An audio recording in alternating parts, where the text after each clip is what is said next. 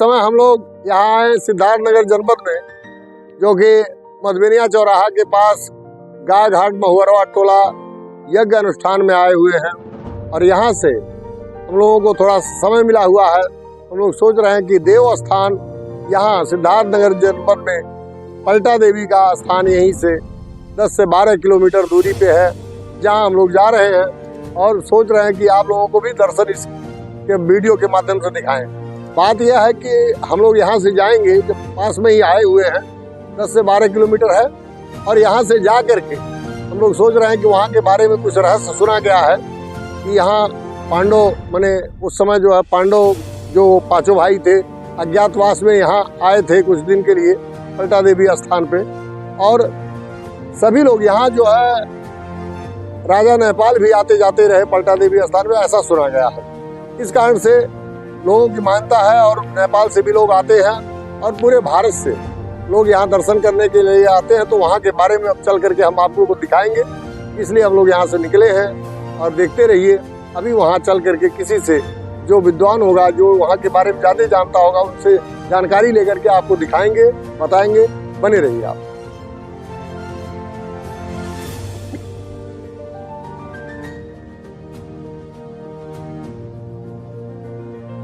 पलटा देवी जाते समय हम रास्ते में वन क्षेत्र पड़ गया है, जो कि ये पहले के समय में पौराणिक काल में ये बहुत बड़ा वन प्रदेश था। और यहाँ जो है इसी वन के रास्ते पांडव गए थे अज्ञातवास के लिए।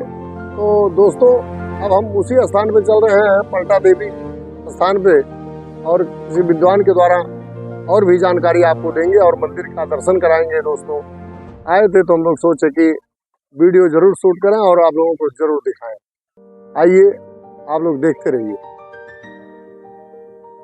हेलो दोस्तों, इस समय देखिए हम माँ पलटा देवी के स्थान पे पहुंच गए हैं। और यहाँ पौराणिक कथाओं के अनुसार ये मैंने सुना गया है कि पांडव यहाँ कुछ दिन अज्ञातवास में थे, क्योंकि ये वन क्षेत्र था, बहुत बड़ा वन क्षेत्र। और आज ये उत्तर प्रदेश में सिद्धार्थ नगर जनपद में पलटा देवी स्थान है।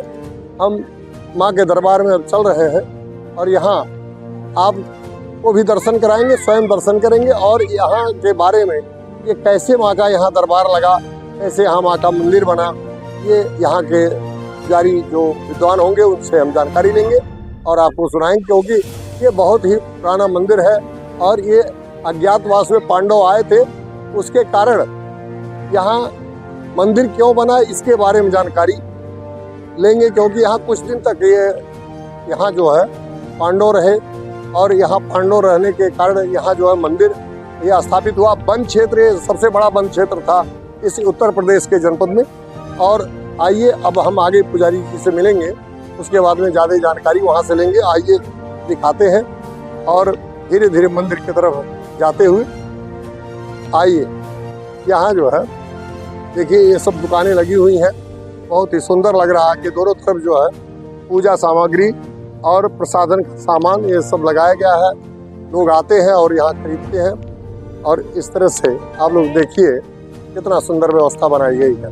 एक तरफ जो है दुकानें लगी हुई हैं और बीच में रास्ता बनाया गया है। और उस साइड में पार्किंग है, पार्किंग की व्यवस्था बनाई गई है। और यहाँ मेला भी लगता है चैत्र रामनवमी में। और इस माँ के दरबार में पूरी जानकारी तो किसी को नहीं है, लेकिन यह है कि कुछ लोग जो जानेंगे जरूर बताएंगे यहाँ के लोग। आइए दिखाते हैं आपको।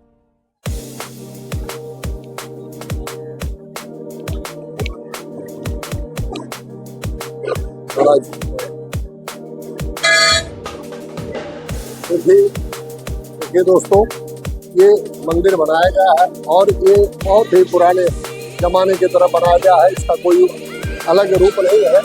और ये पौराणिक काल से ये मंदिर स्थापित है। मैं आपको दिखा रहा हूँ और यहाँ अभी कुछ ही पलों में मैं पूछूंगा भी और जानकारी लूँगा यहाँ के विषय में। आइए आगे भी हम चलते हैं।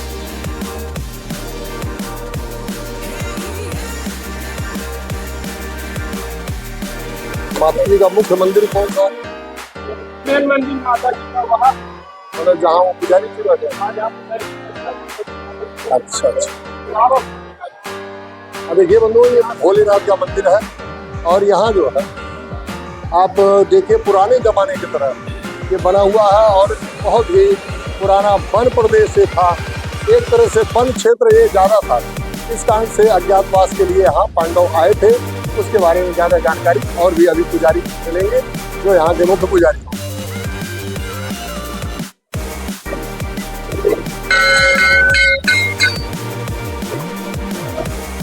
माता जी का एक मुख्य मंदिर है।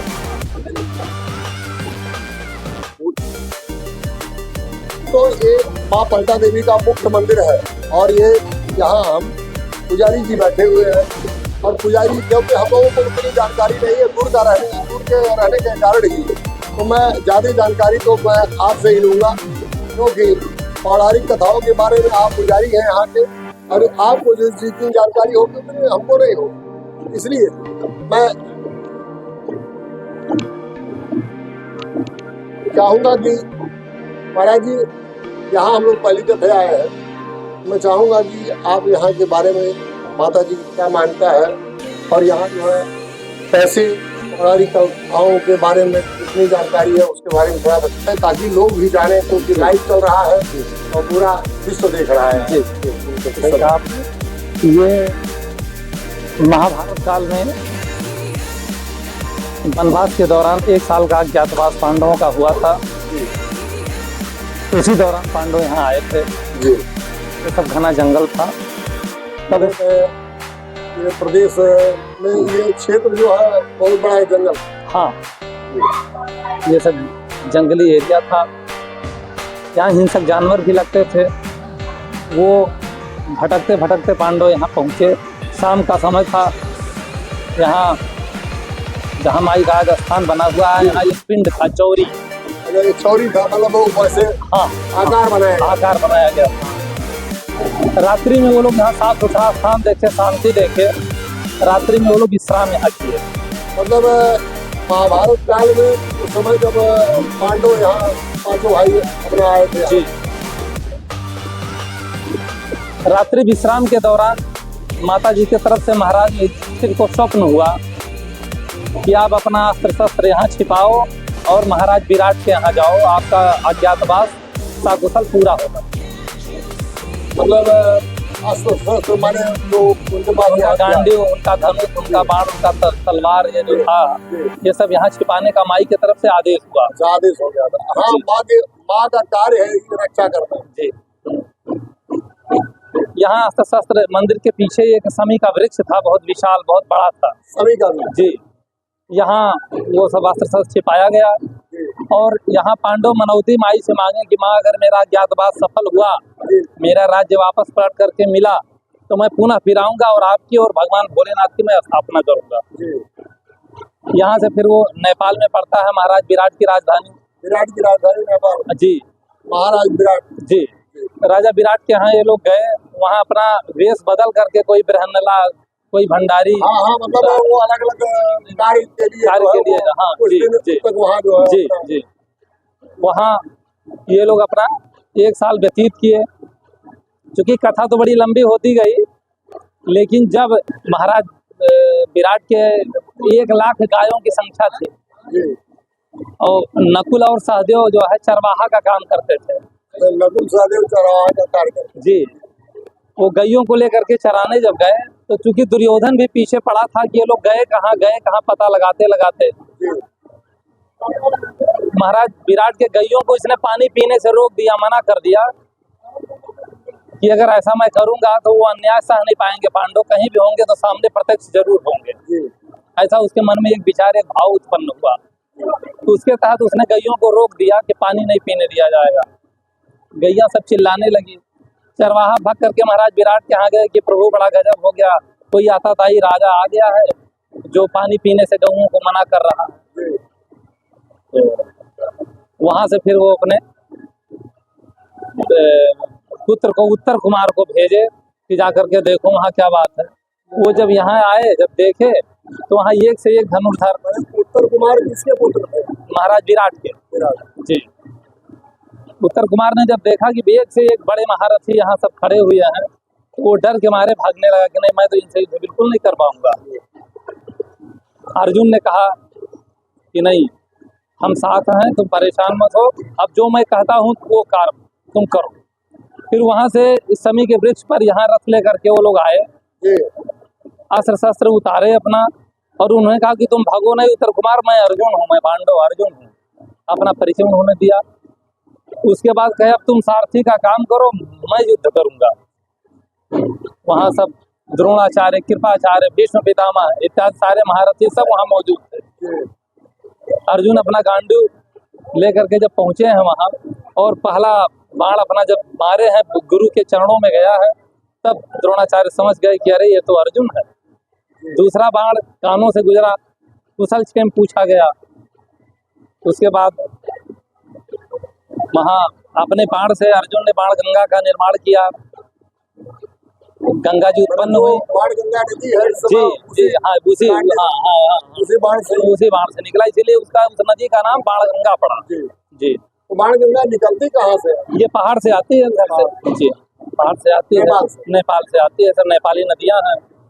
गैया सब पानी पी, और उसके बाद जब वहां गणना हुआ कि तो पांडव तो पकड़े गए, तो उस दिन 13 वर्ष 1 दिन अधिक हो रहा था। जी फिर कथा तो लंबी होती गई, लेकिन फिर युद्ध हुआ। माई के कृपा से, आशीर्वाद से उनको राज्य वापस पलट करके मिला।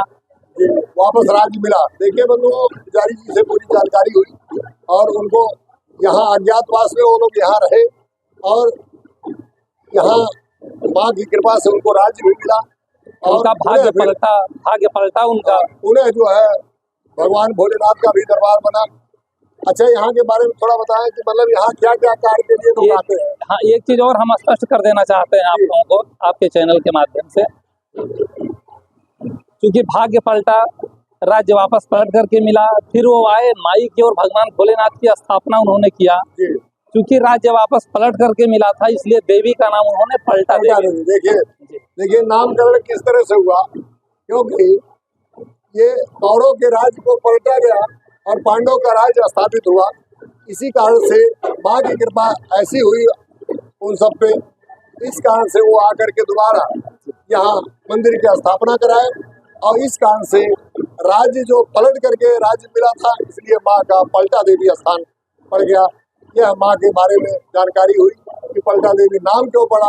इसके नाम से तो गांव भी बन गया है। हाँ, इसके नाम से पलटा देवी में 10 गांव हैं जी, अलग अलग टोले पुरवा हैं, अलग अलग जी। तो यहाँ क्या क्या मान्यताएं हैं? जो लोग आते हैं जो है यहाँ तमाम गाजा बाजा बज रहा है।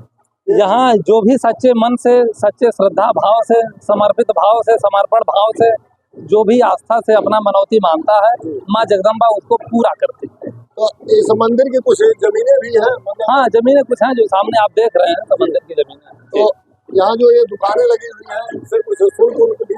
हाँ, शुल्क मामूली शुल्क रहता है, उससे मंदिर का अपना साफ सफाई, खर्चा, व्यवस्था सब चला करता है। अच्छा, जो लोग आते हैं बाहर से आते हैं, उनके लिए भी कुछ शुल्क लगाया गया है, जो पार्किंग वगैरह है? नहीं, ऐसा कुछ नहीं, ऐसा कुछ नहीं। देखिए बंधु, ये माँ पलटा देवी का ऐसा पवित्र स्थान है, और इतना बढ़िया स्थान बताया, क्योंकि आज भारत में क्या कहीं भी जाइए, कुछ न कुछ शुल्क सब जगह रखा हुआ है, लेकिन यहाँ कोई शुल्क नहीं। यहाँ लोग आते हैं अपनी मान्यता के अनुसार, अपने श्रद्धा भाव से, अपना जो भी चढ़ाना चाहते चढ़ाते हैं, और यहाँ अपने मन से जो दान कर दे वो कर दे, लेकिन कोई इसका शुल्क नहीं है। अभी इसी के साथ ही मैं आपको दिखाया और इस मंदिर के बारे में बताया, और आप लोग देखते रहिए इसी तरह से इस धार्मिक चैनल पे बने रहिए। जय श्री सीताराम, जय हनुमान जी महाराज। हाँ, बोलिए जय पलटा देवी की जय।